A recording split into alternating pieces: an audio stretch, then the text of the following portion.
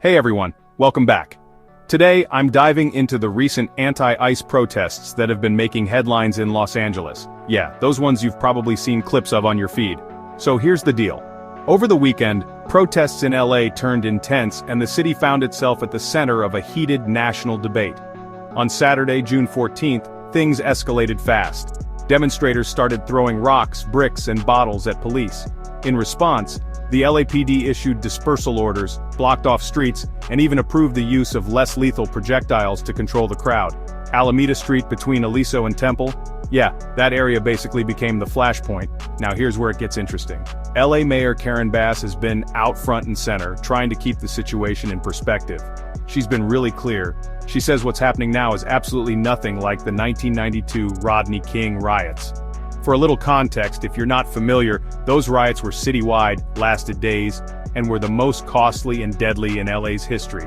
Bass described the current unrest as being limited, confined to maybe 1 or 2 square miles of this enormous city.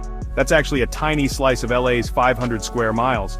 According to her, the vast majority of Angelinos aren't even feeling the chaos that's grabbing the headlines right now. She literally said there's zero comparison to the '92 unrest, but let's not pretend there haven't been real impacts. The protests have led to 5 arrests and at least 30 citations.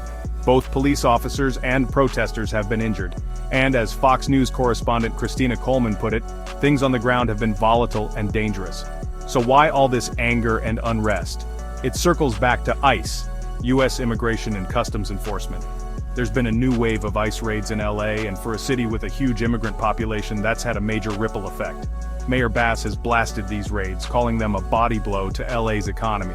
She says they're devastating, hitting sectors like construction, restaurants, and fashion, all of which rely heavily on immigrant labor.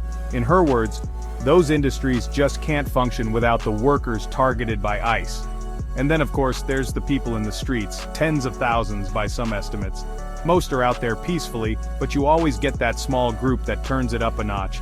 And that's when things spiral into chaos, curfews, and police in riot gear. So where does that leave the city? Well, as of now, the unrest is still pretty localized. The mayor is urging calm and trying to keep everyone focused on the bigger picture, not just the most dramatic moments caught on camera, but with emotions running high and the debate over immigration as heated as ever, this probably isn't the last time LA finds itself in the spotlight. Let me know what you think in the comments. Are these protests a sign of a city in crisis, or is this just a small part of the bigger LA story? Hit like if you found this breakdown helpful, and don't forget to subscribe for more news deep dives. Thanks for watching, and stay safe out there.